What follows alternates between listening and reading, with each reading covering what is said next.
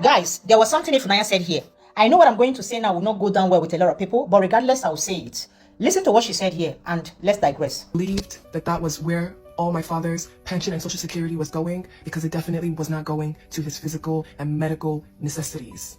And the crazy thing is, everybody that lives in Nigeria knows that labor is cheap. It's not a secret. So if you think about it, 5,000 USD a month, how much is that in millions? Like 5,000 USD a month. How much is that in millions? They couldn't find an older woman or an older man and be paying that person 200K a month to take care of my dad. Pennies, a small dent into his pension funds. Like, I saw some inconsistencies with what Ifunanyan said. I've heard from some of the family members, and if I want to talk, the comments I'm getting from you guys is pushing me away from talking. But Ifunanyan told a story to all of us. When we see some things that are not adding up, are we not allowed to ask questions? I mean, why are we all being sentimental? It's true. The father went through horrible situations. All of us saw it. There's no denial. There's no how anybody can deny that. The father went through hell. The father was abandoned, not only by the family members, but also by Ifunanyan as well. It's true that she saved her father, but Ifunanyan also abandoned her father. Ifunanyan confessed by herself that she stayed one time for 6 months without talking with the father because she was busy. But she did not tell you guys that during that time, she was coming to Lagos and going back to the USA. Your father is critically ill. You know it. You are aware of it. You are aware of it. You would fly down to Lagos, visit your boyfriend, travel back without going to the village to see your father. And you are the one who was controlling the money that was coming inside his bank account. Because the card to this bank was with Ifunanyan. Ifunanyan was the only person controlling all the money that was coming into the account. And according to a family member, that 5K dollars that was coming in every month, $2,400 will go to Ifunanyan's mother for child support.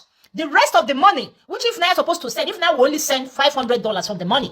But she made us, through the video that I just played now, she made us to understand that $5,000 was remitted to the father every month. And I saw this inconsistency. I'm trying to bring it out. And all of you are shutting me up like I don't get it. Can't you guys leave sentiment aside?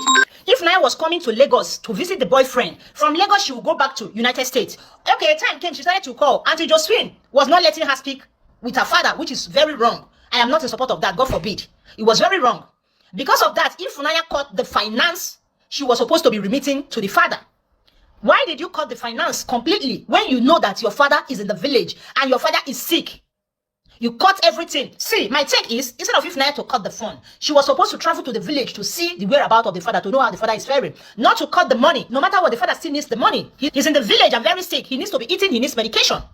Ifunanyan cut the fund instead of traveling to the village to see the father. Her excuse was insecurity in Lagos and IPOP and sit at home. This was the excuse she gave not to visit the father who was sick in the village. She visited Lagos. After visiting the boyfriend, she traveled back to the United States without seeing the sick father. You were calling, yes, Josephine was not letting you speak. Why did you not travel to the village to see your father? Why did you visit Nigeria and went back to the United States without seeing your sick father? And you say you were a good daughter? It's true that Ifunanyan saved the father. It's true, no doubt about that. But she also played a role in the abandonment of the father. And now she's telling all of us that if you listen to the video I played before starting this video, she made all of us to understand that the father was getting the $5,000 pension money every month. She backed everything she said with evidence. Why did she not back the remittance receipt so that everybody would see that she was truly sending $5,000 to the father? She backed everything up with evidence. Most of the things she said, she backed them up. Why did she not back the remittance receipts so that all of us would see that she was sending $5,000 to the father? According to Ifunanyan's own word, this one now is not public. This is a private evidence. This is from Ifunanyan directly. She was sending only 500,000 naira to the father in Africa on a monthly basis. Not 500, not 5K $1,000. Nah, lie. Not 5K dollars. That was a big lie from the pit of hell. If Naya played a role to save the father, she also played a role to abandon the father in Africa. Yes, let us call a spade a spade. I know all of you will come and be bashing me now, but I'm not a sentimental person. I like to be straightforward. The way the man was abandoned by the family and by the daughter was wrong. The video I will send now, this was when the stroke started. This was when Ifunanyan was supposed to take the father back to the US. But she abandoned the father. When Ifunanyan came to take the father was when she realized that the power of attorney had been changed. When the power of attorney was changed, Ifunanyan was not able to operate the account, the bank account of the father. That was when she finally came back to the village to see the father, to speak one-on-one with the father to know what happened. But all this while, she was coming to Lagos, going back to US. She was coming to visit the boyfriend in Nigeria, going back to the US without going to the village. Do you guys know how many times Ifunanya came to Lagos without going to see the father? Do you know how many times? Ifunanya came to Lagos several uncountable times without going to the village to see the father, until the power of attorney was changed. She wasn't able to sign into the bank account. That was why, that moment when she came to visit the boyfriend, she went to the village to talk with the father to know what was going on. Because the power of attorney was changed. And you guys that are bashing me, you guys are saying that I'm lying, I've collected bribe, they have paid me. I don't know what you guys are talking about. Paid me for what? Have you asked yourself, how is it possible that they will leave somebody's child who is above 18 and they will go and give another person a power of attorney? If a man has children who are above 18 years, they will leave his children there and they will go and give the brother the power of attorney. Have you asked yourself that question? If Naya was investigated by the US government, if Naya said she was remitting 500,000 to the father because she was saving the rest of the money for the father, the US government asked her to bring the money she has been saving for the father all this while. Ifunanya was not able to account for any money. So that proved that Ifunanya was embezzling the father's money. That was why the government had to withdraw the power of attorney from Ifunanya and gave it over to Gabriel Ikechukwu Mwokwa. Are we in Nigeria? In Nigeria, any magomago can work. But in USA, they follow the law. Why was it possible for them to retrieve the power of attorney from Ifunanya and give it to Gabriel Ikechukwu Mwokwa? Have you asked yourself a question? If I thought people will be sorting me, let us not use sentiments. Let us be realistic with these things. If Naya saved the father, yes. But if Naya also abandoned the father, if Naya did not act when she was supposed to act, in 2020, when Ifunanya visited the father in the village, if Naya saw the condition of the father, when she left, she did not return back again until the father deteriorated, until the power of attorney was taken away from her. If Naya abandoned the father in the village, she was not calling, she was not visiting, even when she was frequenting Lagos like no man's business.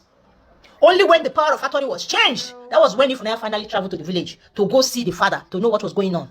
If I thought people would be bashing me, I am not happy with what happened to the man. What happened to the man was horrible. It was completely horrible. No woman being should be treated that way. But if Naya is also part of the reason the man was abandoned, if Naya played a role in the abandonment of the man, the siblings of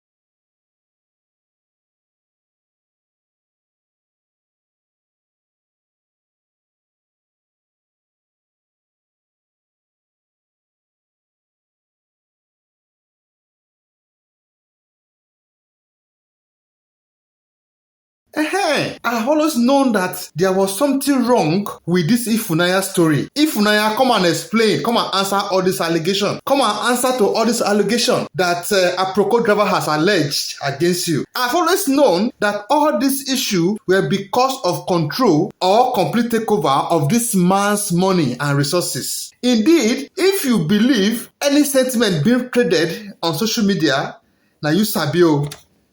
Ifunanya, why didn't you tell us how much was going to your mom from that pension fund?